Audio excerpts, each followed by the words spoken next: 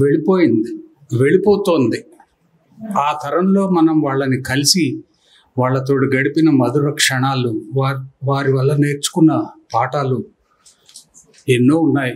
ఆ తరంలో ముఖ్యులు పట్టాభిరామ్ గారు.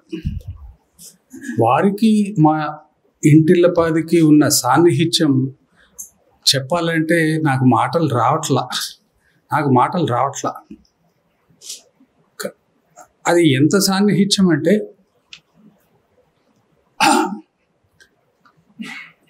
ప్రతి జీవితపు మలుపులో మైల్ స్టోన్స్లో ఒకరినొకరు చర్చించుకునేవారు. ఏది మంచి ఏది చెడు అని వివరించుకొని భుజం తట్టేవారు. అది ఎంత దాకా వెళ్ళిందంటే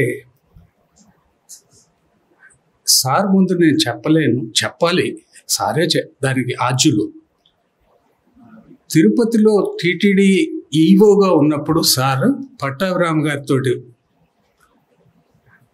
మాట్లాడుతూ ప్రియభాషణలో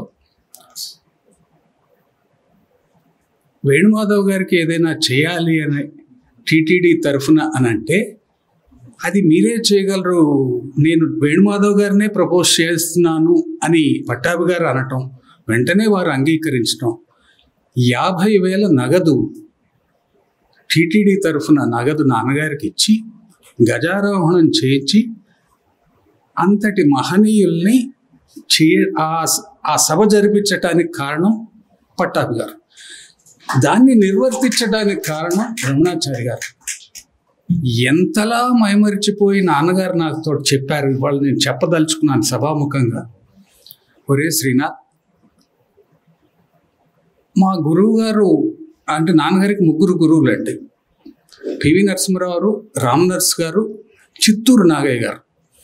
చిత్తూరు నాగయ్య గారికి మైసూర్ మహారాజా గారు గండపెండేరంతో గజారోహణం చేయించి కాళ్ళకి నీళ్లు కడి నెత్తి మీద పోసుకున్నారు.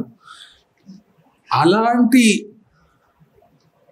అనుభవం నాకు టీటీడీ వారి ద్వారా జరిగింది. ఈ 50,000 రొక్కాన్ని నేను ట్రస్టులో వేస్తాను రా అని అంటే, అదేంటి నాన్నగారు, మేము ఎప్పుడైనా అడిగామా, మీరు ఇష్టం, మీకు ఎట్లా తోస్తే అట్లా చేయండి అని. ప్రతి సంవత్సరం ఆ ట్రస్ట్ తరఫున ఆ మూలధనంలో నాన్నగారు కొంత మూలధనం చేర్చి దాన్ని ప్రతి ఇయర్ ఒక్కొక్క లబ్ధ ప్రతిష్ఠులైన కళాకారులకి ఇస్తున్నారు. దాంట్లో ప్రతిదీ పట్టాభి గారి పాత్ర ఉంది.